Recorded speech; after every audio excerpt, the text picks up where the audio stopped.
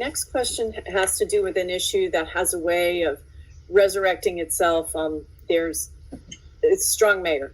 And right now we have a commission form of government with a city manager. Mr. Barwin basically runs the day-to-day, and he gets his instruction from the city commission. 5 commissioners, 3 are districted, and you're running for District 3, and 2 of those commissioners are at large. There have been proposals to create a strong mayor, which basically is more of a CEO of the city with a commission that only has some budget oversight. And I'm wondering 2 things. This has gotten voted down 4 times in the past 15 to 20 years. Mm-hmm. I'm wondering, 1, do you support a strong mayor? And 2, if you do, would you be a vote on the city commission to putting an amendment on the ballot to create a strong mayor? That's never been done. In other words, the city commission, all these initiatives have come from the citizens who want a strong mayor, but they've all been voted down. We've never had a commission vote to put a strong mayor amendment on the ballot. So, do you support a strong mayor, and would you vote to put an amendment on the ballot to create one? Eric, we'll start with you. Okay, so the people want a strong mayor. They want someone who is in charge of the city, that is full-time, accountable, and compensated accordingly. Right now, we have a part-time city commission with very limited knowledge of the policies and procedures and legal aspects of running a city, and they're not there all the time. They don't understand. They can't even talk to each other. Whereas if you have some people in staff who can talk to every single one of the commission, it creates a very, very difficult dichotomy. I am in favor of a strong mayor. I am in favor of a referendum so the people can vote, or making an amendment so that we require one. Absolutely, 100%. Okay. Dan, how about you?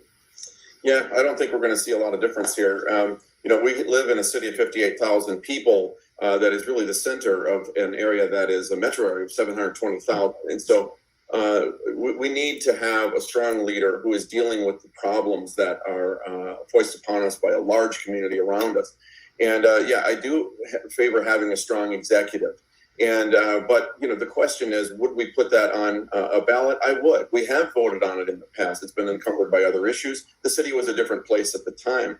We are seeing constant issues that happen, from Marie Selby to the Bath and Racket to intergovernmental issues that happen with the county and the school board. That's because we don't have somebody who is charged with being an executive who can make the call. And we do need to have a leader. Constantly, we are having a vacuum of leadership when we have issues between neighborhoods and art and culture and whatever development that comes along. What we need in those instances is we need somebody who sits at the table with them before those divisions happen. And right now, that doesn't happen with a part-time commission, as Eric said, that can't speak with one another. And then you have a CEO, essentially, who is not charged with creating policy. And so it's a back and forth as to who's in charge. And really what it comes down to is putting it to the city voters and saying, what do you think? And I would favor giving them that opportunity. How about you, Rob? So personally, as a voter and a citizen, I do not believe a strong mayor is the best thing for the city of Sarasota. Now, if the voters decide, they want to decide, I am not going to stand in that way. Now, as a commissioner, would I vote? You know what? I would talk to the people too. And if most people say, yes, we want you to vote for this and we want you to get this vote, no matter what my personal beliefs, because of how I feel about the way our government should function and my role in it, I would support what the people ask me to do. Okay, so personally, moving to a strong mayor versus the current commission manager structure would dramatically reduce the voice of the people. Right now, the way I see it, each voter has 3 votes in decisions that happen in this city. They have 2 at-large votes, and they also have the representative for their district. If the power is vested in the people to make the decisions via their representatives, more of a bottom-up approach, and that's how the city has functioned. With a strong mayor, decisions by the commissioners, which represent the voice of the people, could be vetoed by one person.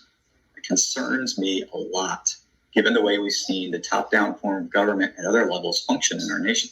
By that, I mean that elections for a strong mayor could bring partisanship politics to the city hall. And I really think that is contrary to the culture that has developed in our city over the years. So,